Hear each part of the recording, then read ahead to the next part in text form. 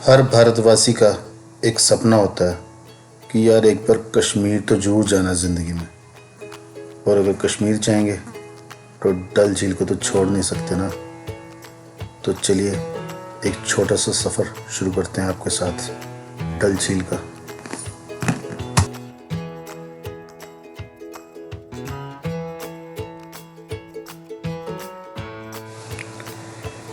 कश्मीर का जेवल्स कहे जाने वाली ये डल लेक, इसकी खूबसूरती ये कमल के पत्ते खुद बयां कर रहे हैं।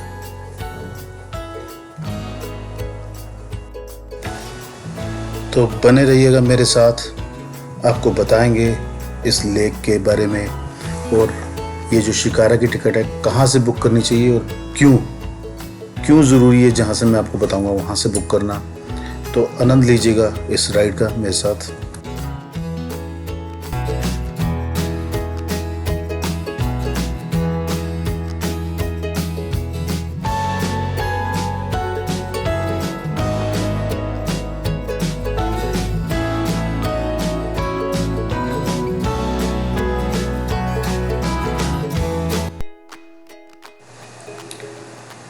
तो आज की इस खूबसूरत डल लेक का सफ़र करवाने वाले हैं हमारे ये चाचा जान।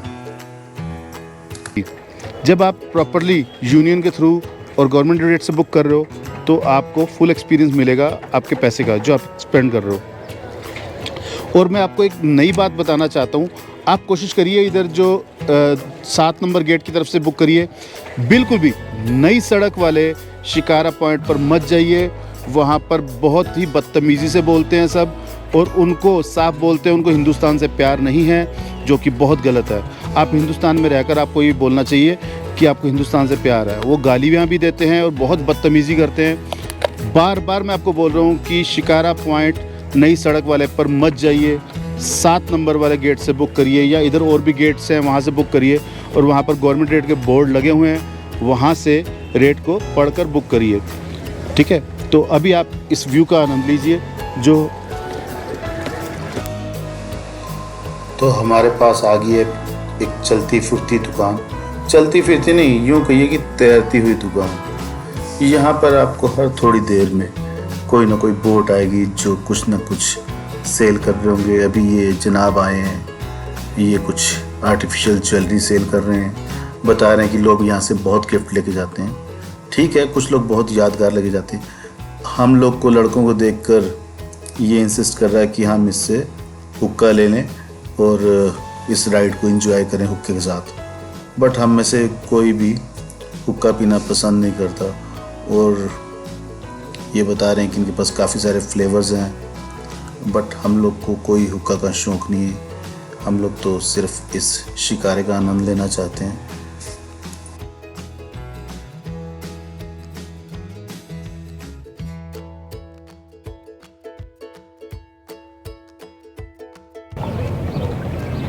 ये बढ़िया, थोड़ी थोड़ी देर बाद कोई ना कोई जैसे दुकान आ गई चले वो है।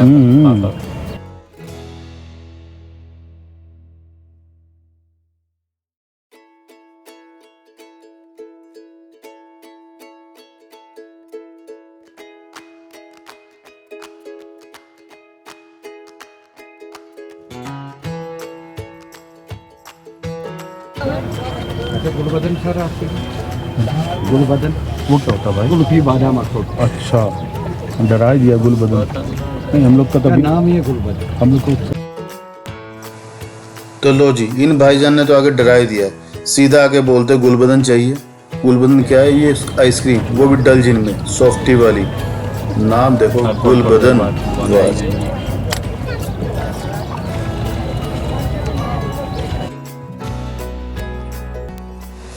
तो हमने ये बोट यानी कि शिकारा गवर्नमेंट रेट से 2800 रुपये में बुक किया है पूरा।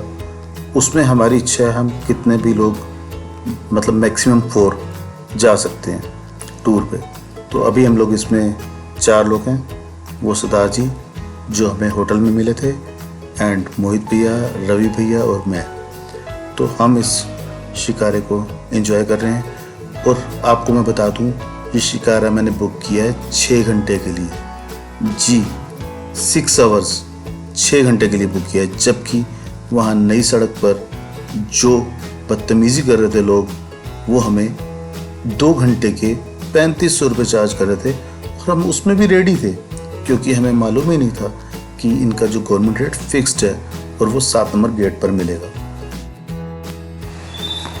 तो हमारे मोहित भैया कुछ अपने अंदाज में शिकारे का मज़ा ले रहे हैं, क्योंकि द्रास कारगिल में इनको कोई सफलता नहीं मिली, तो आज ये अपना पूरा गुस्सा उतार रहे हैं।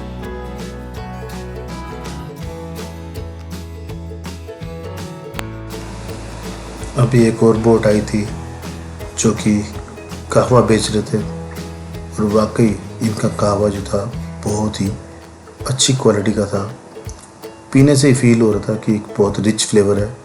उसमें ड्राई फ्रूट्स वगैरह डाल के देते हैं नीचे, और साथ में गर्म कहवा सर्व करते हैं, जो कि आपको हल्की सी गर्माहट देता है जब आप थोड़ा सा सर्दी फील कर रहे हो या कुछ। चाय से तो बेस्ट रहता है वो। तो यहाँ बहुत सी हाउस बोट्स दिख रही हैं जो इस झील के किनारे पर सारी बनी हुई हैं, और पानी बहुत क्लियर है, पानी के अंदर तक देखा जा रहा है और बहुत ही खूबसूरत दृश्य सामने आ रहा है। बहुत ही खूबसूरत सीनरी।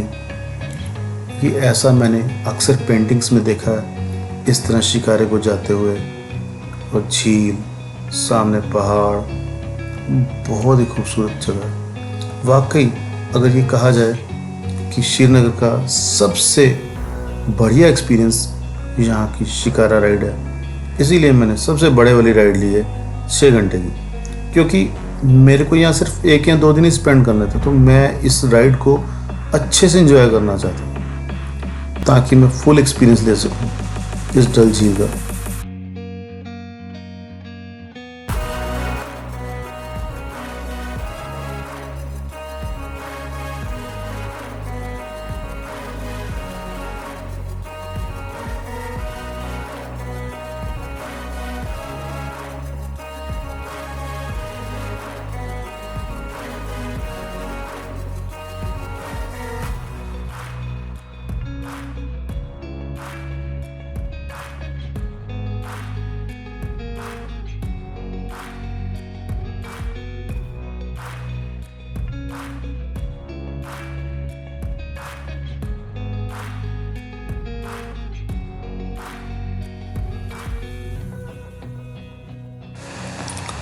आप देख सकते हो ये डल झील जो सिर्फ टूरिस्ट के लिए अट्रैक्शन नहीं है, यहाँ के लोकल जम्मू कश्मीर वाले भी इसको बहुत पसंद करते हैं और उनके लिए भी बहुत ख़ास है। ऐसा नहीं कि जैसे उनके यहाँ है तो वो लोग आते ना हो, बहुत से लोग लोकल भी यहाँ पर इस शिकारे का आनंद लेने इस झील में आते हैं। अब पहुँच गए हम नेहरू गार्डन, जो कि डल झील में ही है, और यहाँ पर हमें थोड़ा स्टॉप मिलता है इस पॉइंट को देखने के लिए, समझने के लिए। तो चलिए हम आपको दिखाते हैं नेहरू गार्डन।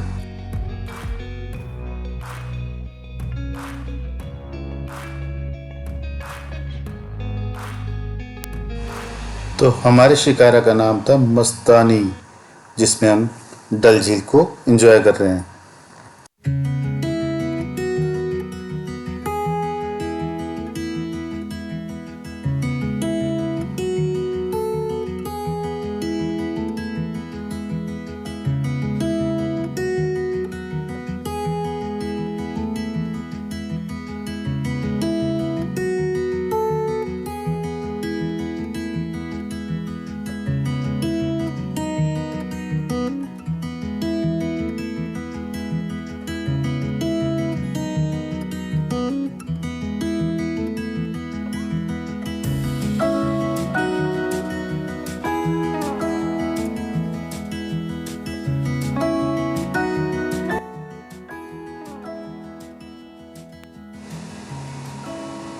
तो ये नेहरू गार्डन जो है बनाया गया था पंडित जवाहरलाल नेहरू जी की याद में 1969 में।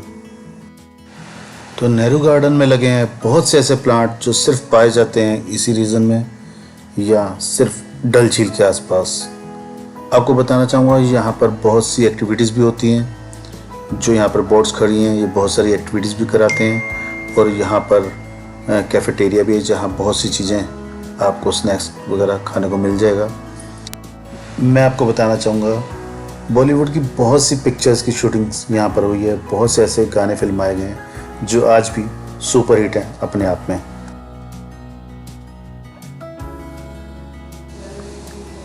बस नारों में गाते रहिएगा कश्मीर हमारा है, छूकर तो देखो हिम चोटी के नीचे अंगारा है। हरिओम पवार जी की ये कविता कश्मीर के दर्द को बयां करती है। वहाँ के हालात बिल्कुल भी नहीं बदले हैं, सिर्फ दिखाई देते हैं ऊपर से, क्योंकि वहाँ पर जो सेना तैनात है सिर्फ उनके डर से ये हालात बने हुए हैं जो हमें देखने में सुरक्षित लगते हैं। और यहाँ के जो युवा पीढ़ी है वो इतनी भटक चुकी है कि उनके अंदर सिर्फ जहर भरा हुआ है। ये मैंने आज खुद महसूस किया जब मैं नई सड़क वाले घाट से वहाँ पर ये बोट बुकिंग के लिए गया। सिर्फ बात इतनी सी थी, हमारे साथ एक सरदार जी थे जो हमें वहीं हमारे होटल के पास मिले थे। तो उन्होंने बोला कि मैं आपके साथ शेयर करता हूँ, तो हम लोग इकट्ठे चलेंगे, क्योंकि हम लोग इकट्ठे रह रहे थे एक रूम में। तो इतनी बात पर वो ऐसे भड़क गए। कुछ वहाँ के जो गलत सोच वाले बोर्ड के जो कुछ ठेकेदार थे, उन्होंने इतनी गालियाँ दी मोदी जी को, हिंदुस्तान को, बोलने लगे हम कश्मीरी हैं, जबकि हमने ना कश्मीर की ना कोई किसी भी तरह की कोई बात की थी जो कि पॉलिटिकल हो। बट उनको बस इतना ही था कि किसी भी तरह अपनी भड़ास निकालनी है हिंदुस्तान के अगेंस्ट, मोदी जी के अगेंस्ट। उनको हम कश्मीरी हैं, हम कश्मीरी हैं। अरे कोई उनसे इतना ही पूछो कि कश्मीर कोई बाहर है। और हम लोग जब वहाँ पर आते हैं तो हम ये सोच के आते हैं कि हम किसी मुस्लिम के यहाँ जा रहे हैं, हम कश्मीर में जा रहे हैं, हम अपने भारत देश में घूमने जा रहे हैं। और इसी टूरिज़्म से ये पलते हैं, यहीं की रोटी खाते हैं और यहीं गाली देते हैं, क्योंकि ये सभ्यता हमारी नहीं, ये सभ्यता इन्हें पाकिस्तान से मिली है, ये संस्कार इन्हें पाकिस्तान से मिला है, ये जहर इन्हें पाकिस्तान से मिला है। और मैं तो यही कहूँगा, जो अपने देश का नहीं वो किसी का नहीं।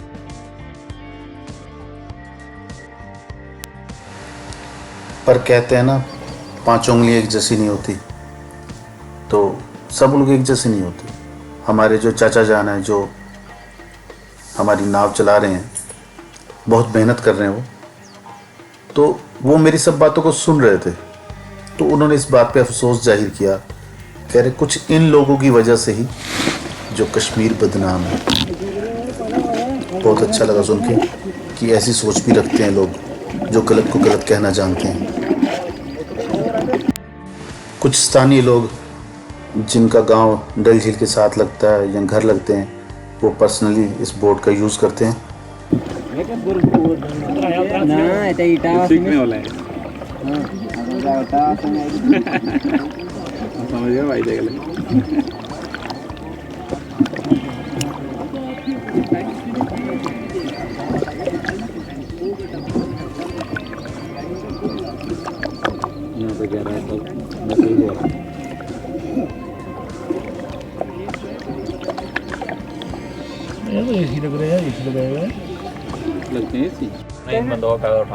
समझा भैया? तो ये है ये नवंबर दिसंबर में ये लीक जम जाते हैं। चाचा इसको क्या बोलते हैं फ्लावर को?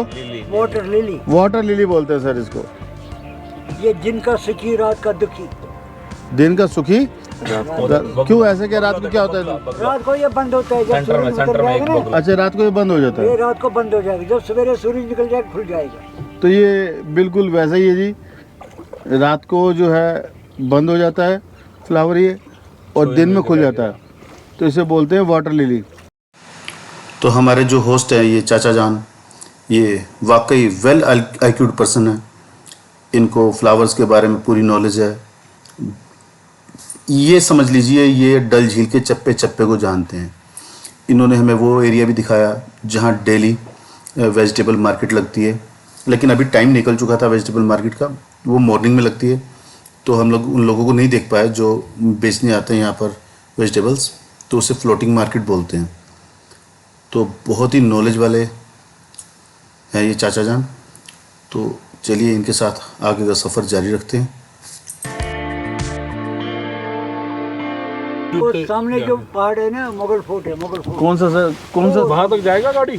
नहीं नहीं गाड़ी नहीं। वो सामने जो पहाड़ दिख रहा है वो मुगल फोर्ट है। वहाँ छठी बादशाह भी है, मस्जिद भी है और सरस्वती मंदिर भी है। अच्छा।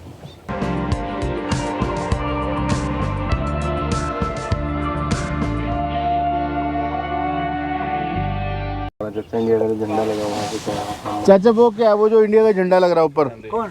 वो ये जो पहाड़ी है या आर्मी? छोड़ दे जी। वो ऊपर जो झंडा लग रहा है आर्मी का है? ये आर्मी का है।